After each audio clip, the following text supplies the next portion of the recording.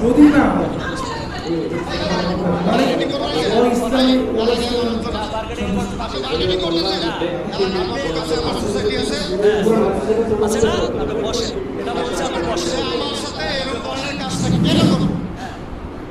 আসলে কোনো অবস্থা না।